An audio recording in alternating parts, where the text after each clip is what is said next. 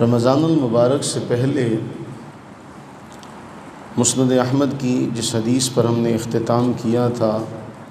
7199، اس سے جو اگلی روایت ہے 7200، اس میں ایک مسئلے کا تذکرہ ہے سجدہ سہو کے حوالے سے، اور اس حوالے سے آج ہم ابتدائی طور پہ صرف اتنا پڑھیں گے کہ یہ سجدہ سہو اس امت کو کیوں دیا گیا، اور نبی صلی اللہ علیہ وآلہ وبارک وسلم سے جو ہمیں سنت کے طور پہ سبق ملا اس حوالے سے وہ کیا ہے کہ جب فرض میں تاخیر ہو جائے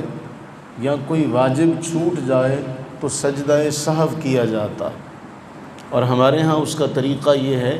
کہ ہم جب آخری تشہد میں بیٹھتے ہیں تو ایک طرف سلام پھیر کر 2 سجدے کرتے ہیں اور اس کے بعد پھر تشہد میں بیٹھتے ہیں۔ اب اس کا جو وجہ جو آغاز ہے اس کے حوالے سے محدثین نے طویل روایات مختلف قسم کی نبی صلی اللہ علیہ وسلم سے بیان فرمائی، اور اس میں سب سے جو بہترین ہمارے لیے رہنمائی ہے وہ یہ ہے کہ حضرت ابو سعید خدری رضی اللہ تعالی عنہ بیان کرتے ہیں کہ نبی صلی اللہ علیہ وآلہ وبارک وسلم نے ارشاد فرمایا کہ جب تم میں سے کسی کو نماز میں شک پڑ جائے، کوئی شک پڑ جائے کہ اس نے 3 رکعت ادا کی ہیں یا اس نے 4 ادا کی ہیں، اسے شک پڑ گیا۔ اب یہاں رک کر ایک فقہی مسئلہ، فقہا یہ لکھتے ہیں کہ اگر تو اسے شک پہلی بار پڑا ہے کہ 3 رکعت پڑھی ہیں یا 4 پڑھی ہیں تو وہ زیادہ کی طرف جائے گا، اور اگر اس کے ساتھ شک کا یہ مسئلہ مسلسل بنتا ہے تو پھر وہ کم کی طرف آئے گا۔ اب حدیث کے اندر اللہ کے نبی علیہ السلام نے فرمایا کہ اگر اسے شک پڑ گیا کہ اس نے 3 ادا کیے ہیں یا 4 ادا کیے ہیں تو اسے چاہیے کہ شک ختم کرے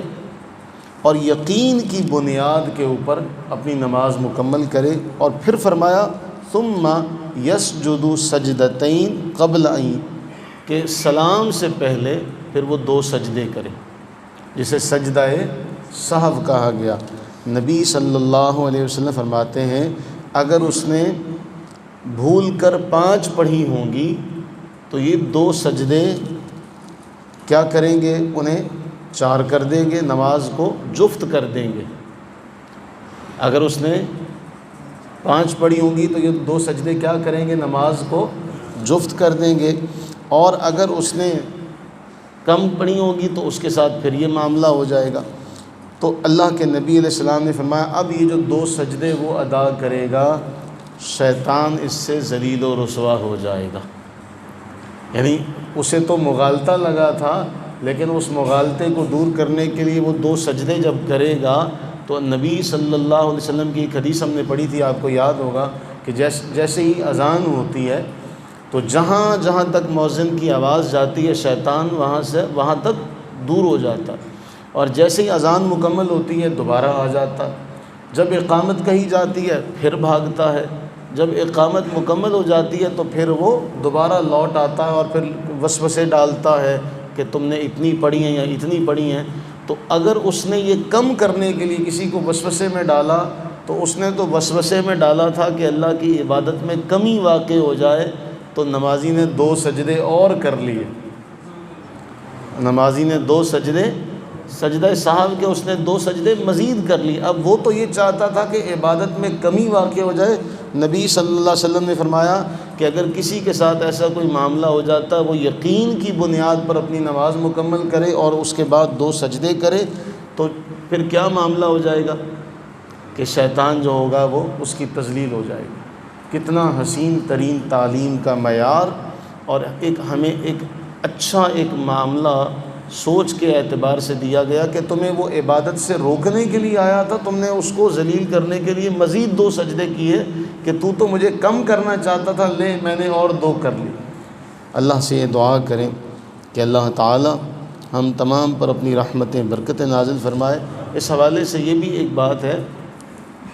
کہ انسان کو یہ مغالطہ لگ جاتا ہے، وہ یہ سوچتا رہے کہ میں نے تو بہت بڑا معاملہ کر لیا، تو اس بھول کر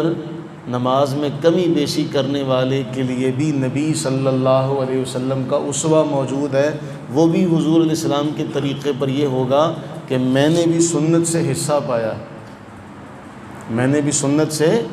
حصہ پایا۔ اب اس قسم کی جو روایات ہیں ہم ان کے حوالے سے وہ روایات جو ہیں وہ ایک ایک کر کے پڑھیں گے کہ نبی صلی اللہ علیہ وسلم نے کیسے وہ سجدے کیے تھے، اور وہ روایات میں کس طرح وہ روایات ملتی ہیں احادیث کی کتب میں۔ اللہ سے دعا کریں کہ اللہ تعالی ہم تمام پر اپنی رحمتیں برکتیں نازل فرمائے، اور ہم تمام کو علم نافع عطا فرمائے، اور ہمارے اس سفر کو جب تک ہم زندہ ہیں جاری و ساری رکھے۔ آمین ثم آمین۔